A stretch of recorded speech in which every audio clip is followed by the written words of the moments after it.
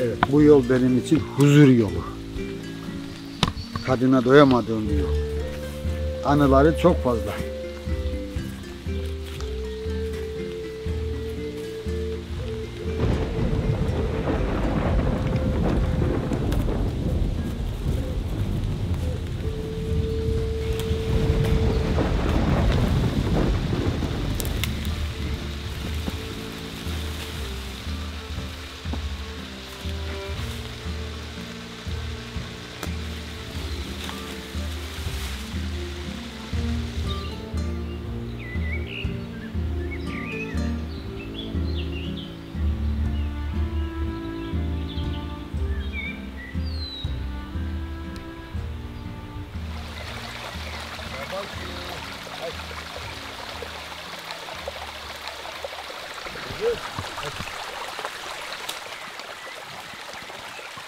Babaş.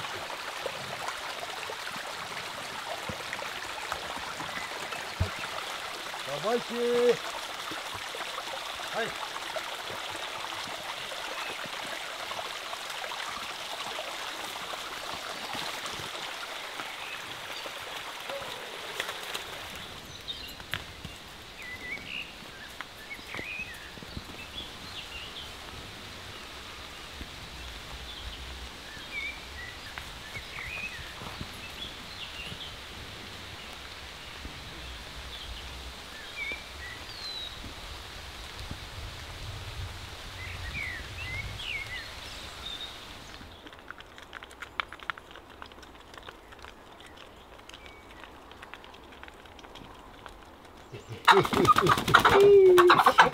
Kokuyor baba. Gel baba.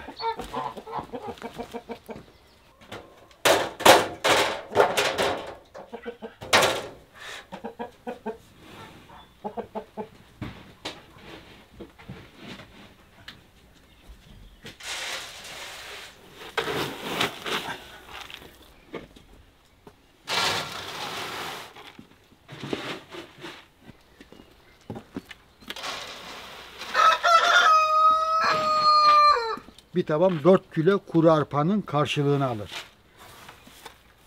50 kiloluk şeyden 12-13 arası tava çıkar bana. Bir günde hayvanlarıma bundan 4 tava verdiğimi kabul et. 50 kilo arpa, 8 tane hayvanıma, tabii şeyleri ufak da onlar da büyük kalır kadar yiyor yani. Ne kadar? 3 gün yetiyor.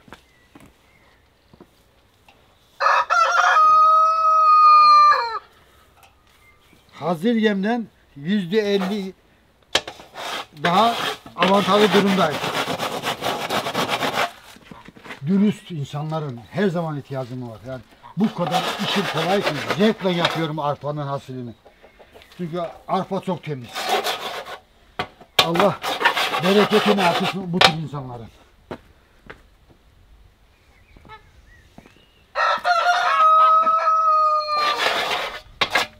Diğer insan bakıyorsun 100 kilo da 6 kilo 7 kilo kazanacağım diye bunu toprağa buluyor.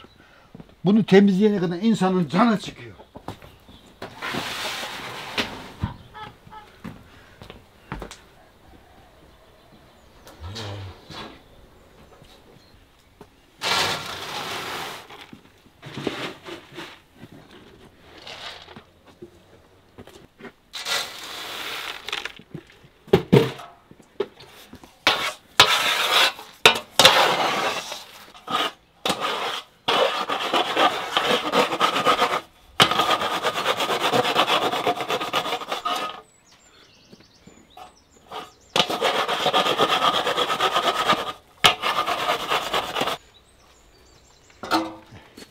...15 dakikaya hayvanımın 3 günlük yemekleri hazır.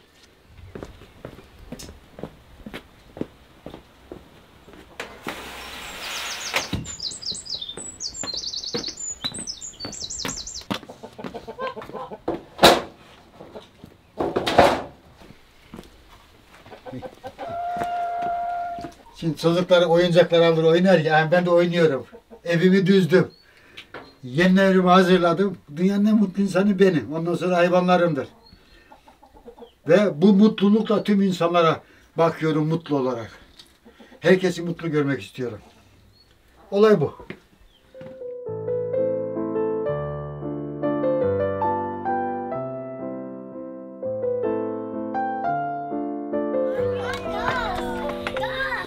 Sen seviyorum ya. Sen efsanesin ya.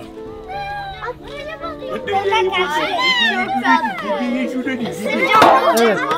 Çocuklar, kazlar Gerçek değil ha. göçmen kuşlardır. Bunlar kutuplardan kutuplara uçar giderler.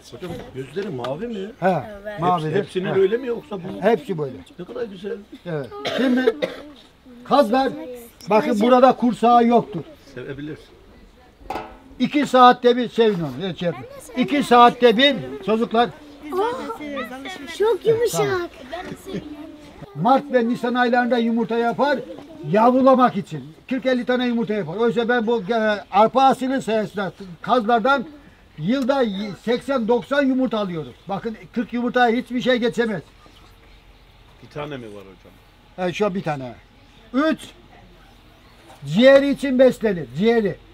Karaciğeri. Karaciğer şu anda Fransa'da 800 Euro'dan satılıyor. Kaz, karaciğer. 4 hayvanların bakın şu kısmı bakın yağ kısmı bu. Yağı için beslenir. Bunun yağını erittiğiniz zaman bir daha katılaşmaz. Sıvı olarak kalır. Bebekler, ihtiyarlar bunun gazını yağından yerse hiç hasta olmaz. Çok rahat hazmederler onu. Buraya anladık mı çocuklar? Asıl bombayı şimdi patlatıyorum. Bu nerede suyu sever. Ufak bir havuzunuz var. Havuza balık koydunuz. Kaz da yüzüyor ona.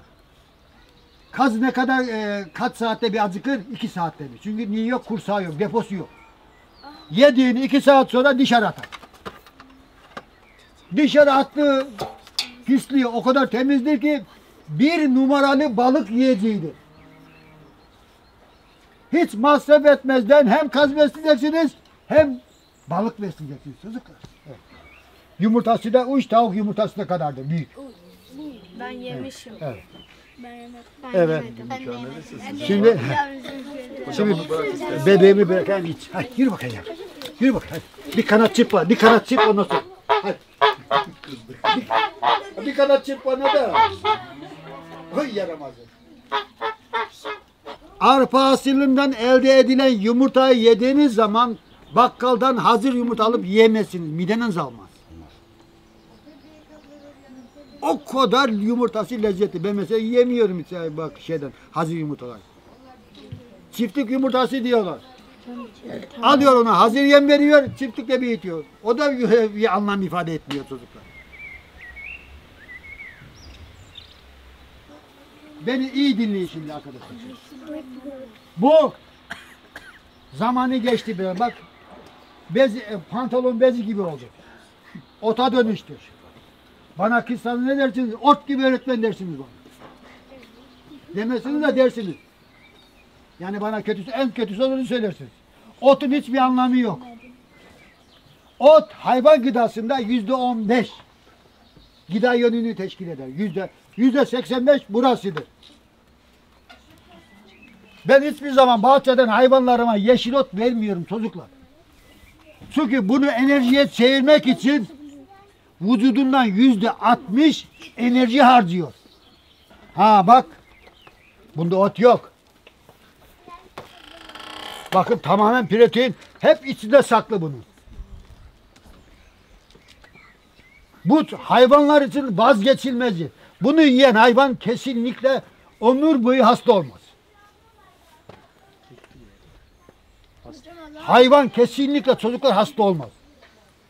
Bakın göreceksiniz benim 14 yaşında şu anda 14 yaşındaki de hayvanım var. 12. yavrusuna hamile kaldı. Oysa günümüz Türkiye'sinde hiçbir çiftlikte 1,5-1,6 yavru yapan hayvan yok. 5 yaşından büyük hayvan da yok.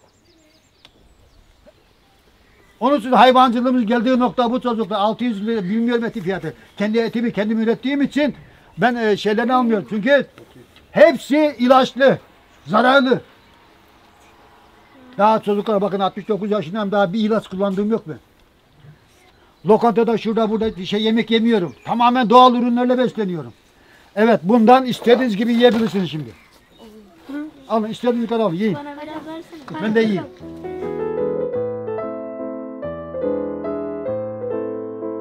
Çok akıllı. Acele etmeyeceksiniz. Kızlar öncelik.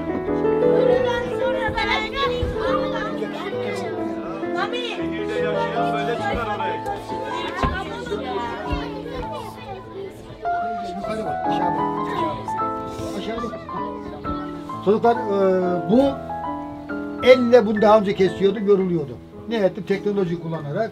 Bu 6 aylık süren bir çalışmamın sonucunda takriben 40-50 defa bunu bozup atmak suretiyle arpa asılını parçalayan bir makine yaptım.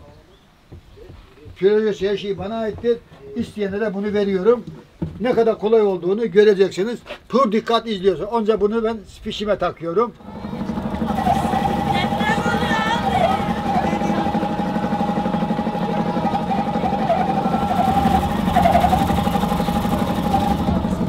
Bunları parçaladım. Hayvanların çok rahat yemesi için. Şimdi ben şu makinemi şuraya çekiyorum. Bakın yem nasıl hazırlanır onu gösteriyorum size çocuklar. Arpamı ben arpa hasılı yaptım. Arpa hasılı yaptıktan sonra bu 6-7 günlük bunlar. Bu arpa hasılı 6-7 günlük. Ve bunu bu hale getirdim. Şimdi ben buna herhangi bir saman koyuyorum çocuklar. Biraz daha dibe gidersen iyi olur. Hayvan başı 2 kilo saman veriyor. Ne kadar? 2 kilo. 2 kilo hayvan başı. 8 tane var ama ikisi ufak. 6 tane büyükbaş hayvanım. Hani kaç kilo vereceğim? 12. Hah, 12. 12 kilo. Çocuklar, benim buram marketim. Evet, oraya paraya da gerek yok, bir şeye gerek yok. Geliyorsun burada, benim bir günlük protein ihtiyacımı karşılar. Tamamen doğal. Bak bekliyor. Kapı açıldığı için anladı. Tamam şimdi müsaade edin öğretmeninize.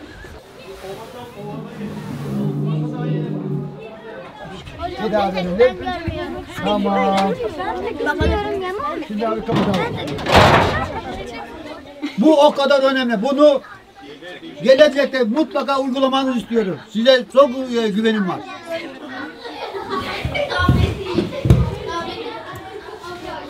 Hepsini sevebilirsiniz. Hiç çekinmeyin.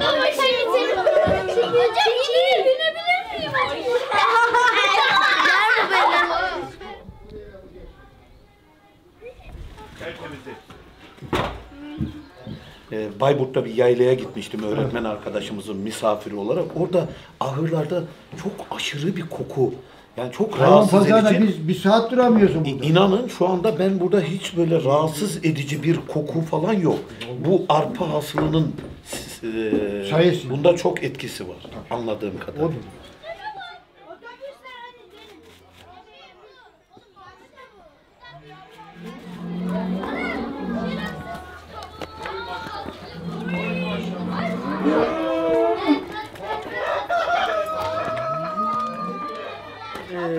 Bu hayvancılık ve tarım üzerindeki okullarımızın yüksek öğretim, orta öğretimde de buna biraz ağırlık verilmesi. Meslek Odur. liseleri gibi. Ya hepsi bir taraf. Köy enstitüleri tekrar geri gelecek olsa bitti. O kadar. Olay çözülmüştür bu 47'ye kadar. Evet. Çözülmüştür. Daha ötesi yok bunun. Hani şöyle bir hikaye anlatıyorlar. İnsanlar köyleri terk ediyor. Sonra köy kahvaltısı yapmak için hani İstanbul'da vesaire böyle yok filan yere giden bir köy serpme kahvaltısı yapalım. İşte serpme kahvaltı hocam. Ürünler doğal. Hava temiz hocam. Sen burada çocuğuna üzülür müsün? Ya torununa. Yok araba ezdi. Aman bisiklete binme. Yok biz şehirde hocam zulüm çekiyoruz. Hocam çok güzel bir şey yapıyorsun burada hizmet Sağ ol ya. hocam, Yani bir emekli öğretmen olarak yani ben bir meslektaş olarak seninle gurur duyuyorum. ol, bana ait. Çok seviyorum. Teşekkür. Yani 69 yaşında aşk hocam. Bu sevgi, bu maddiyatta bunun bir işi yok. Ve inan bu belki de öyle çok büyük paralar kazandırmaz insanlara. Bence kazandırmaz. Paranın hamallığını ben ne edeceğim? Para nedir hocam? para nedir? Para ne? Hocam bize saldırırlar ama ya. Biz değil. Bakın kendisi. Ah, bak şimdi.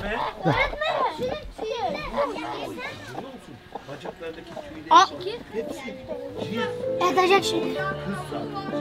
Ana! Yumurtalar neden böyle?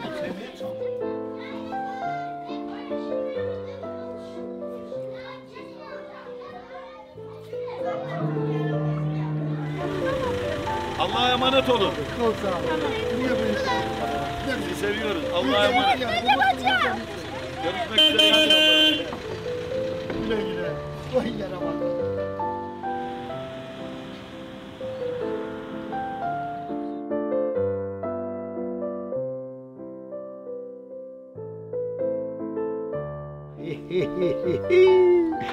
Baba yerinde kokun orada.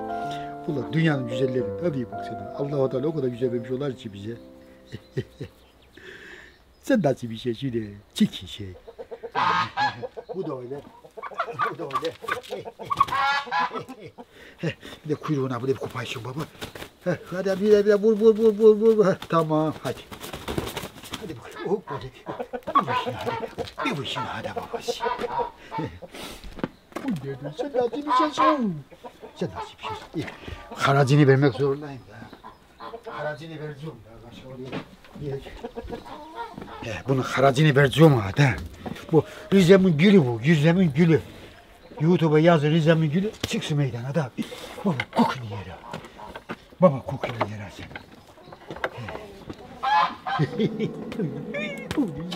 Hadi. Geç. Ne? Sen nasıl bir şey şöyle? Sen nasıl bir şey şöyle?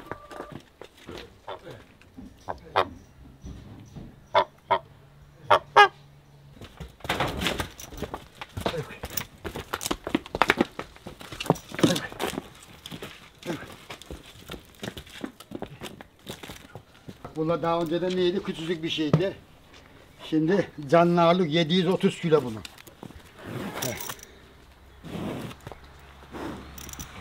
Rize'min gülü bu. Tamam. Çık işe.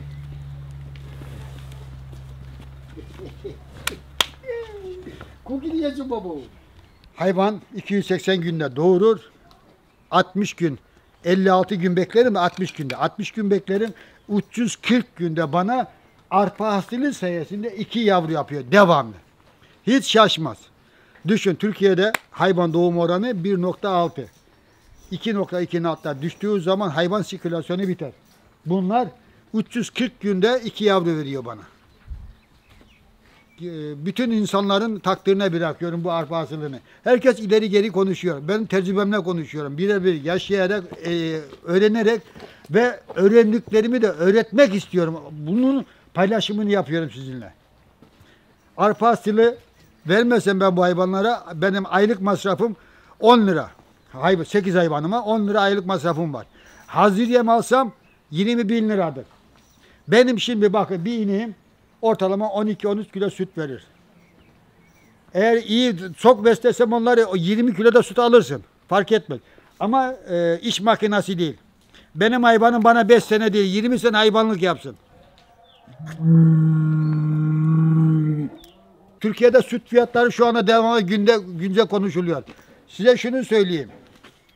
Çin'e mal sipariş verdiğiniz zaman 3 türlü mal üretir. 1, 2, 3 kalite mal. Ben her zaman birinci kalite süt üretiyorum. Ya ürünüm doğal, her şeyim doğal. Zaten sütünüm bana zor yetiyor. Yani kıramadım dostlarıma süt veriyorum. Ben bu işin ticaretini yapmıyorum. Sütümün kilosu 40 lira. 1 litre süt. 1 litre süt 10 kilo süt sattığımı kabul et 400 lira. Günlük. Aylık 12 bin lira. Benim bu 8 hayvanımın aylık masrafı 10 bin lira. Bir hayvanım 8 tane hayvana bakıyor. Bize de bakıyor, kendine de bakıyor. Daha şehire niye duruyorsun arkadaşlar size? Şehire niye duruyorsunuz? Bakın az önce okulda geldi. Hemen şeydi. Her taraftan bereket fışkırıyor. Benim mağazam orada. Marketim orada. Gidiyorum orada yumurtamı alıyorum. Gidiyorum ahırda sütümü alıyorum. Top yıkılsa beni top yıkamaz arkadaşlar. Doğal yaşamanızı istiyorum. Ne kadar paranız olursa olsun yarın tüm servetiniz sağlık harcamalarına yetmeyecektir. Ne kadar zengin olursanız olun arkadaşlar. Hızlıca ona doğru gidiyoruz. Düşünebiliyor musun? Eczaneler lokonta oldu ya. Böyle bir ülke olur mu? Eczane lokonta oldu. Böyle bir ülkede yaşıyoruz ya. Ne olursunuz köylere çıkın. Şehirden uzaklaşın. Doğayı sevin. Doğayı yaşayın. Evet, şu güzellikleri nereye görürsün? Evet. Bu yeşil havada. Bu yeşil havada. İşin ucuna.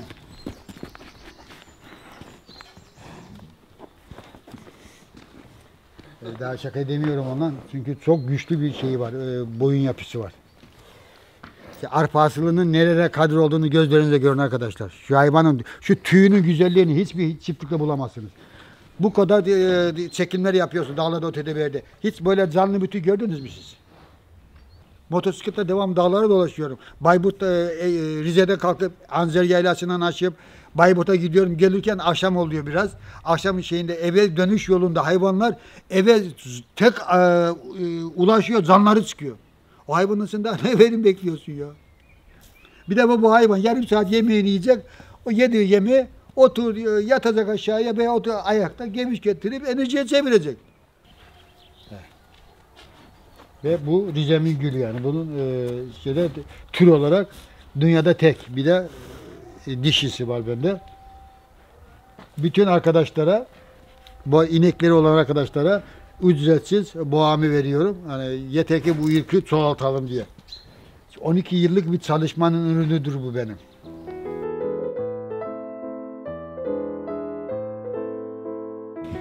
Ulan ben size bir şey söyleyeyim.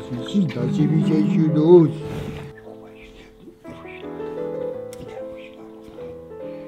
Tamam da o da sevsin beni de. Niye vuruyorsun? Yaramaz. Kıskanç şey. Babanın yapıları. 1987 yılında kendi buluşum olan Çişmat'ı anlatmak zorundayım ki 1995 ve 2024 halen yaptığım araştırmalarda kısır kalan insanlar üzerinde yaptığım araştırmalarda 600 tane araştırma yaptım. Hepsi altını ıslatanlardan çıktı. Bunu önlemek için size çiş maddeyi anlatacağım. Daha önce benim kızım 3 aylıkken altını ıslatırdı. O zaman bez yoktu, hazır bez. Ne ederdik? Sıradan bezden bezlerdik onu. Çok asitli olduğu için eti yanardı. Annesi şey dedi, ben ona dayanamadığım için böyle bir sistem geliştirdim. Biz onu altını ıslattığı zaman hemen zil çalıyor, uyanıyoruz ve çocuğu altını değişiyoruz. Şimdi kapı zili lazım bize. 2 tane pillen çalışıyor, zararı yoktu. Bakın çalışıyor. Sistem çok basit. Bakın bantı kağıtla bir defa sardım. Bir bantı. Diğerini bunun yanına koyuyorum. Bunu da bununla ikisini birden sarıyorum.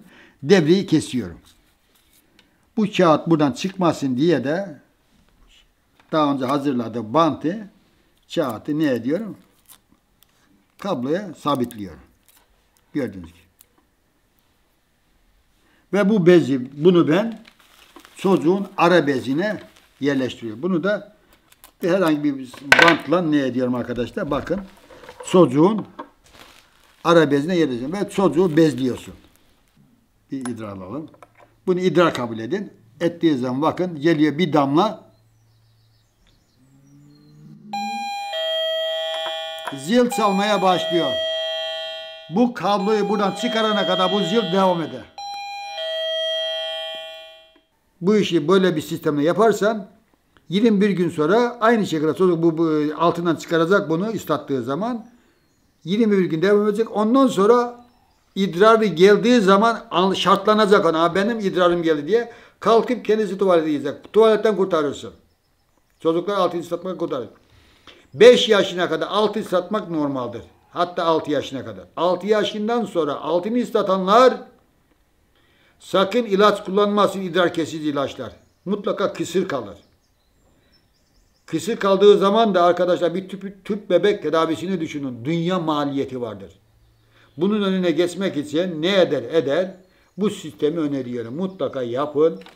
Hem altı ıslatmaktan kurtarsın çocuklar, hem de bez firmaları fazla para kazanmasın arkadaşlar. Ben tepkiyi bez firmalarından aldım bunu yaptığım için.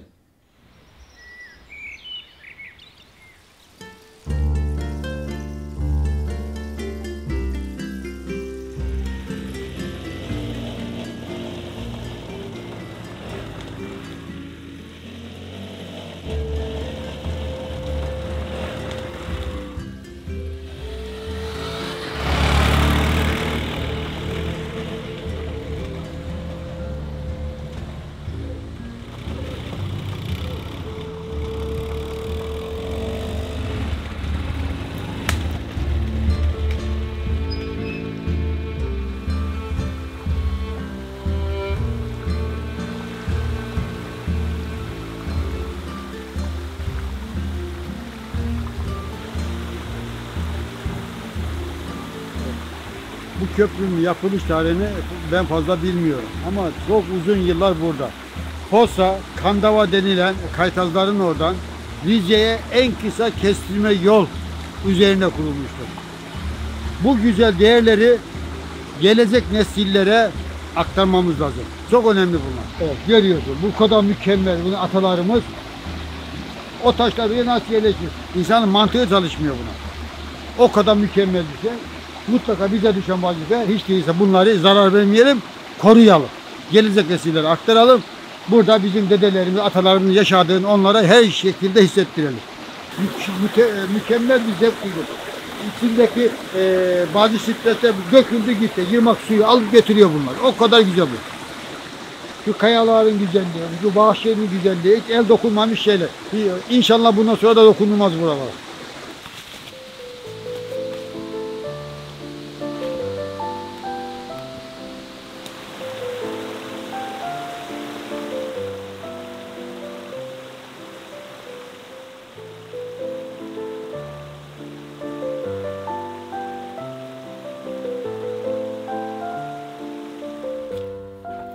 Selamun aleyküm. Aleykümselam. Kardeşim Hocam ne hoş haber? geldiniz, sefa geldiniz. Allah razı olsun. Sağ olasın. Senden ne haber? Sağ olun. Gene bir mazara peşindeyiz. ha? Kokun çekiyi beni buraya da. Ne yapalım o zaman? Yapacak bir şey yok. Evet. Yaramaz Burada yok. buyur. Yok, sağ Yengem, olun. çoluk çocuk iyi inşallah. İyi herkes. Sizde de yaramaz yok. Yok Allah. Mesele yok. Ne bu eşyalar toplandı buraya kendiniz mi toplandınız? Hocam kendimizin hobi, zevk. Bunlar benim doktorum. Şu yanında bir doktor vardı Mehmet Akif Yozkaya. Şu anda İstanbul Sapat Tıp Fakültesi'nde beyin cerrahı. Burada otururken bir sohbette dedi ki bazıları diyor bana ki işte bu nedir? Eski şeyleri yığdım buraya. Yani böyle anormal şeyler.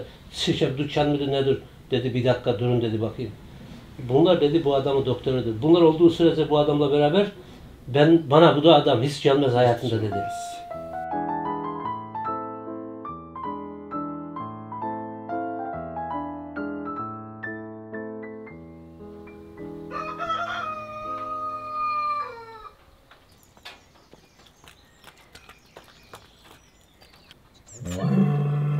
Hadi. Hadi babacığım. Baba için o doğru.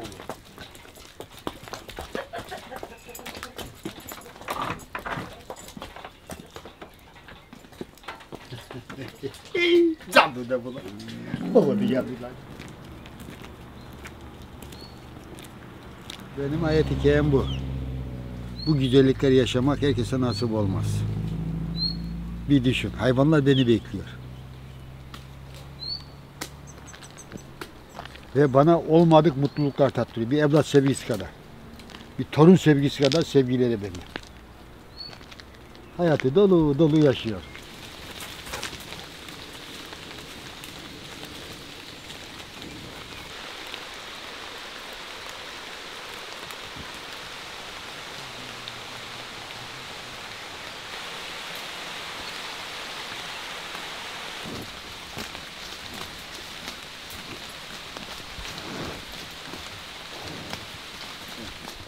Bu 8-9 yaşında pavlonya ağacı. Bundan 1 numaralı petek olur, arı peteği olur. Ve straforun hafifliği kadar hafif olur. Bilgi vermek istedim sadece. Bu ağaç bir de hiç deforme olmaz. Kesildiği gibi kalır. Mobilyanın 1 numaralı ağacıdır. Millet herkese şiddetli tavsiye ederim bu ağaçtan peteklerini yapsınlar. Taşımakta sıkıntı çekmesinler.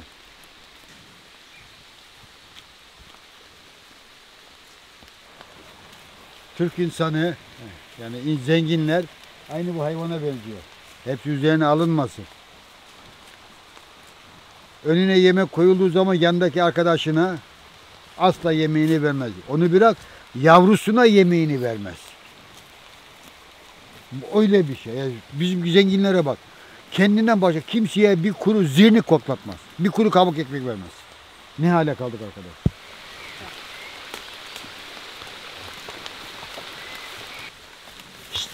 Güzel Yaramaz. Yaramaz.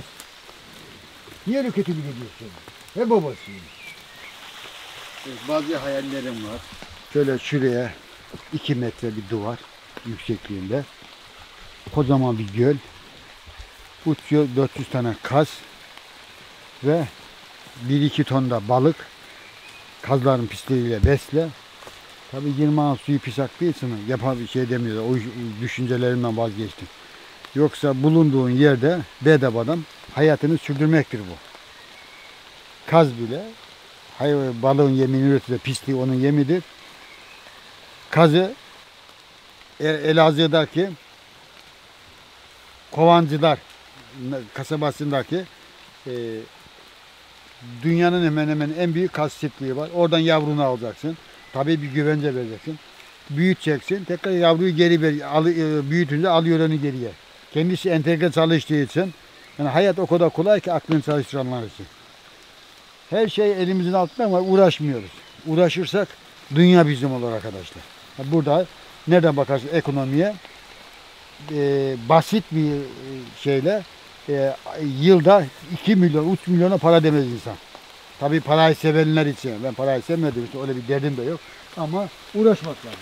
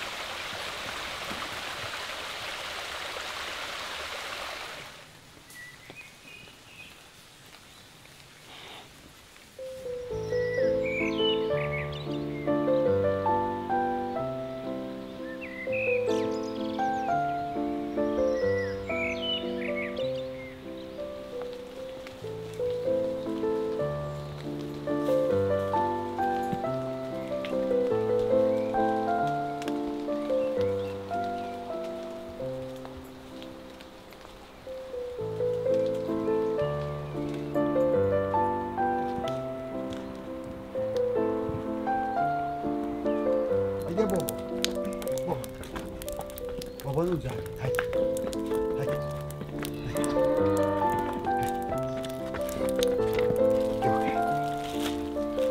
Gel. Gel.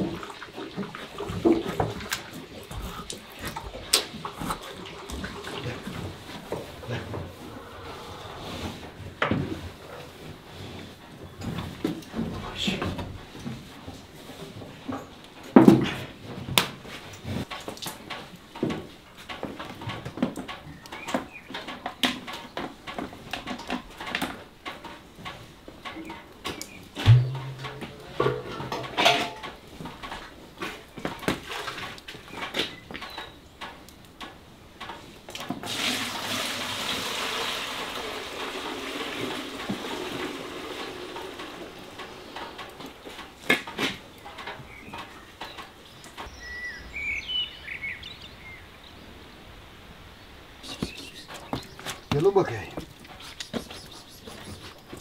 Gelin bakayım.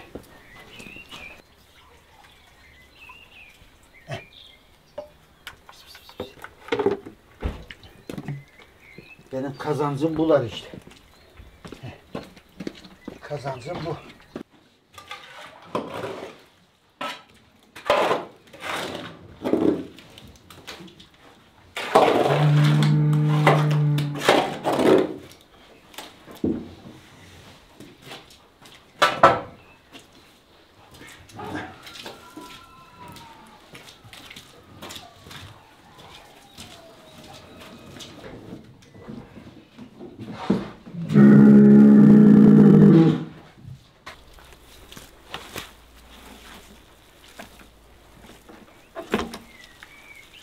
Evet, günde 120-130 kilo gübre çıkıyor, hayvan gübresi.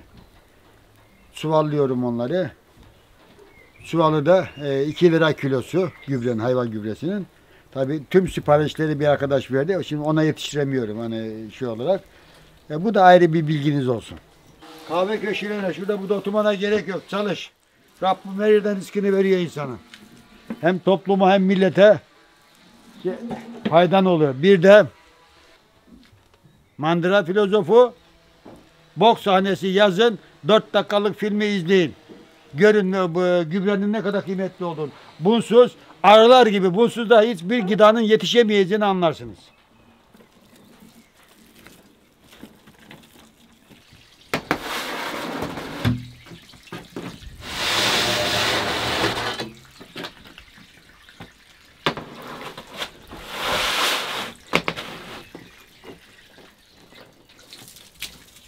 Turgut Bey, ben başardığım için mutlu oluyorum. Başarmak benim birinci şiarım.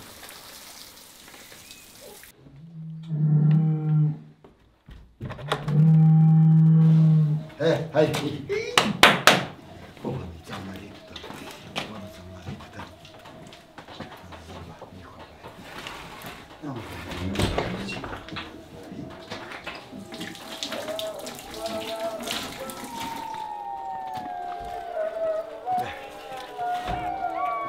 Bugünlük de işim tamam. Allah'ıma hamdolsun. Dolu dolu bir gün geçirdim. Markete bir uğrayayım.